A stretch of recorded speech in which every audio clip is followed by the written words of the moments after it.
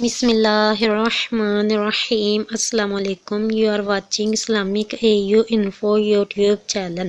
تو میں اپنے چینل میں اپنے ویورز کو دل سے خوش آمدید کہتی ہوں اور نئے آنے والے لوگوں سے ریکویسٹ کرتی ہوں کہ میرے Islamic A U info YouTube channel کو سبسکرائب کیجیے۔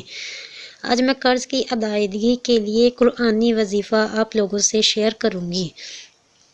جی ہاں، قرض بھی ایک بہت بڑی آزمائش بنتی جا رہی ہے۔ بعض لوگ تو یہ بھی دیکھے گئے ہیں کہ قرض ادا نہیں ہوتا تو وہ خودکشی کر لیتے ہیں۔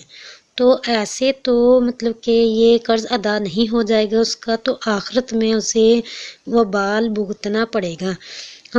حقوق اللہ تو اللہ تعالیٰ معاف فرما دے گا، جو اللہ تعالیٰ کے حقوق ہوں گے، لیکن جو بندوں کے حقوق ہوں گے وہ اللہ تعالیٰ نے بندوں کے سپرد کر دینے ہیں۔ اسے نیکیاں دینی پڑیں گی۔ اگر نیکیاں ہماری ختم ہوگی تو اس کے گناہ ہمارے ساتھ لاد دیے جائیں گے۔ مختلف روایتیں آتی ہیں، تو حقوق اللہ اور حقوق العباد دونوں کو مکمل طور پر پورا کرنے کی انسان کو بھرپور کوشش کرنی چاہیے۔ تو آئیے اب ہم اپنے وظیفے کی طرف بڑھتے ہیں۔ قرض کی ادائیگی کے لیے قرآنی وظیفہ۔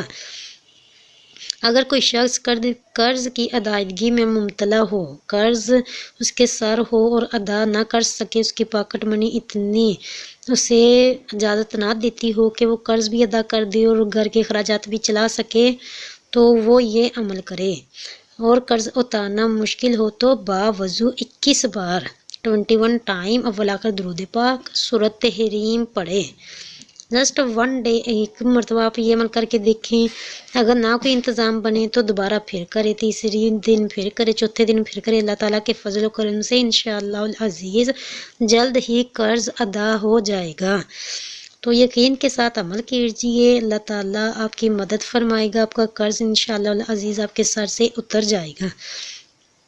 تو اب آپ لوگوں سے میں ریکویسٹ کروں گی کہ اگر آپ نے ابھی تک میرا channel Islamic info YouTube subscribe نہیں کیا تو میرے چینل کو سبسکرائب کیجئے، میری ویڈیو کو لائک کیجئے اور ساتھ بنے بیل آئیکن کو بھی ضرور پریس کر دیجئے۔ مجھے دعاؤں میں یاد رکھیے گا۔ ملتے ہیں نیکسٹ ویڈیو میں، تب تک کے لیے میں آپ سے اجازت چاہتی ہوں۔ خدا حافظ۔